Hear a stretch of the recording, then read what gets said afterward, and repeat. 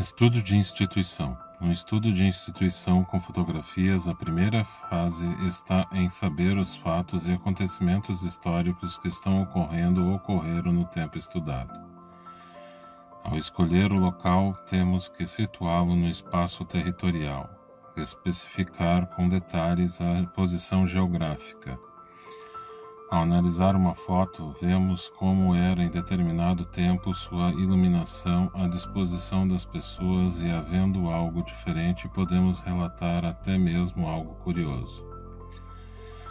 É essencial dar sempre todas as informações para quando alguém ler, ter os fatos reais e saber dos acontecimentos vividos no tempo da imagem. Esses dados serão importantes para podermos fazer uma análise. Segundo Gombrich, 1982, essa significação é em grande parte resultado da experiência e do saber que o indivíduo que a contempla adquiriu anteriormente. Nesse sentido, a imagem não é uma simples representação da realidade, mas um sistema simbólico. Marcos Levi Ben Costa.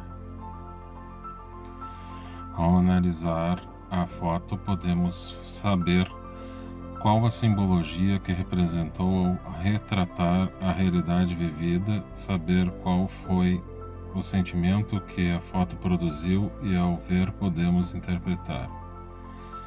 Dessa forma, as fotografias representam muito mais que apenas uma imagem, elas representam um contexto daquele momento em determinada época.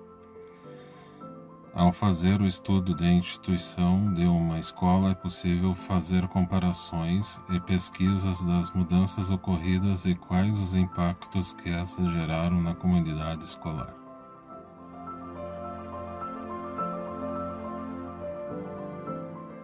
Quando se fala sobre fotografia de uma instituição, tem o objetivo de mostrar o que acontecia ali, naquele local, naquele ano, quais as tradições da época, qual a moda e até mesmo qual seria o estilo de vida que as pessoas ali levavam.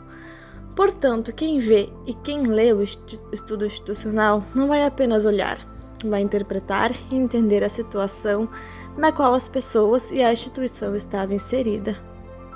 História, São Paulo, 2011, página 400, diz: tais registros são objetos culturais que guardam fortes vínculos entre a memória dos personagens da escola e a memória da própria instituição, visto que, enquanto documentos, essas fotografias se consistem em testemunho e representação da escola primária em determinada época, pois revelam a um só tempo o modo de ser, mas também o de se conceber a escola, além de revelar formas determinadas de os sujeitos e de comportamentos, e representarem seus papéis de professor, aluno, classe e etc.